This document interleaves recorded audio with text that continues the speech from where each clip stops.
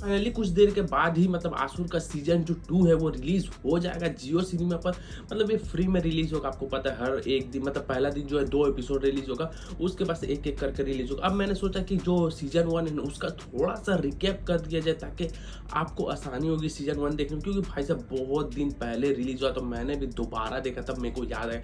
अब देखो मैं बहुत ही सिंपल तरीके से आपको बताने वाला हूँ तो आप समझना। देखो पहले एक कहानी क्लियर कर देता हूँ जो शुभ की कहानी है। अब देखो शुभ की कहानी को दिखाया जाता है, शुभ बचपन में बहुत ज़्यादा छोटा रहता है, उसके एक दादा रहते हैं, उसका एक पिताजी रहते हैं, उसकी एक माँ रहती है। अब भाई जब शुभ के बाप को ना एक अच्छा लड़का चाहिए होता है, लेकिन भाई जब शुभ के बाप के मतलब उल्टा हो जाता है। शुभ शुभ को बहुत ही ज़्यादा नॉलेज होता है और भाई साहब शुभ का जो बाप उसको आंसू आंसू बोलता है कि भाई इतने छोटे एज में इसके पास इतना ज़्यादा नॉलेज और ये मंत्र वंत्र पे बहुत ज़्यादा फोकस करता है। तो धीरे धीरे करते करते एक दिन शुभ के बाप की मौत हो जाती है और जिसकी जिम्मेदारी शायद मतलब शुभ पे आती है कि उसने शुभ अपने बाप को मार दिया, लेकिन उसके दादाजी काफ़ी ज़्यादा सपोर्ट करते।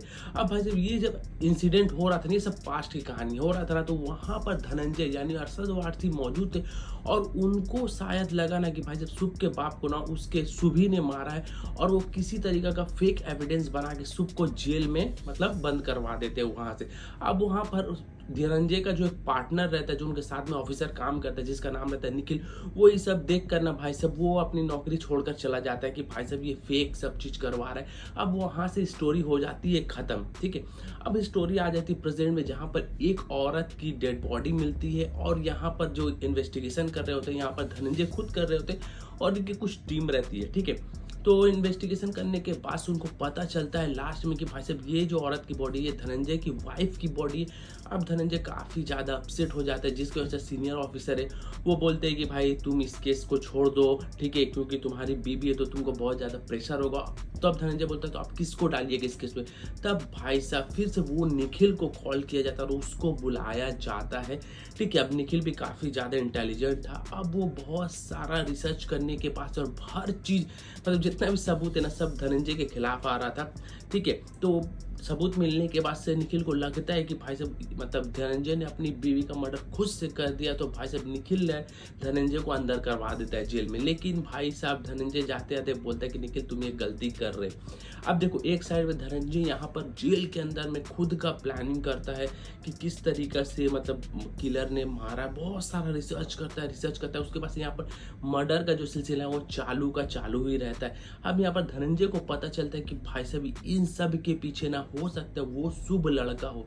तो भाई वो अपने फ्रेंड को बोलता है कि भाई उस शुभ के बारे में पता करके एक्चुअली में वो कहाँ है क्या कर रहा। तो एक जो फ्रेंड रहता है ना वो शुभ के बारे में पता करने चल जाता है। अब यहाँ पर निखिल को भी धीरे धीरे पता चलता है कि भाई साहब धनंजय सही था, मतलब मैंने गलती कर दी। लेकिन धनंजय फिर फोन करता है निखिल को कि भाई तुम्हारी जान खतरे में है, लेकिन निखिल इग्नोर करता है और भाई साहब निखिल हो जाता है यहाँ पर किडनैप।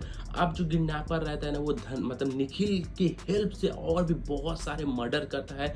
अब देखो धनंजय और निखिल दोनों ही गायब हो गए, तो भाई साहब इस केस को लीड कौन करेगा। तो यहाँ पर जो ऑफिसर रहते हैं ना वो धनंजय को पावर देते कि तुम जेल के अंदर से इस केस को इन्वेस्टिगेशन करो अपनी टीम सारी लेके, लेकिन तुमको बाहर नहीं निकाल दे। तो भाई साहब वो स्टार्ट कर देता है, करते करते धीरे धीरे बहुत सारा मर्डर होने लगता है। लेकिन भाई साहब जो किलर रहता है ना वो एक किलर नहीं, वो हर जगह में किलर है, ठीक है। तो ये बहुत ज़्यादा डिटेल्स में नहीं बताऊंगा, वीडियो बहुत लंबी हो जाएगी। तो लास्ट में जब किलर एक चैलेंज करता है मतलब निखिल को कि भाई साहब तुमको अपने बच्चे को बचाना है या 3 लोगों को उसने किडनैप करके रखा हुआ था एक लॉकर में, भाई साहब उसको बचाना है। तो भाई निखिल ने तो वहाँ पर अपना बच्चा को खो दिया रहता है। तो वहाँ निखिल काफ़ी ज़्यादा गुस्सा हो जाता है धनंजय के ऊपर कि भाई उसके वजह से ये सब हो रहा, उसने शुभ के साथ ऐसा क्यों किया, स्टार्टिंग में मतलब बेगुनाह था। तो वहाँ से स्टोरी खत्म हो जाती है। उसके पास एक और चीज़ है, मतलब आपको याद होगा उसका नाम मेरे को याद नहीं आ रहा, धनंजय के साथ एक और उसका दोस्त रहता था जो शुभ के घर गया था और यहाँ पर एक उसके ऑफिस में एक आईटी वाला बंदा रहता। तो भाई जब आईटी वाला बंदा भी शुभ के साथ मिला हुआ था और उस बंदे ने आईटी वाले बंदे ने धनंजय के दोस्त को भी मार दिया था।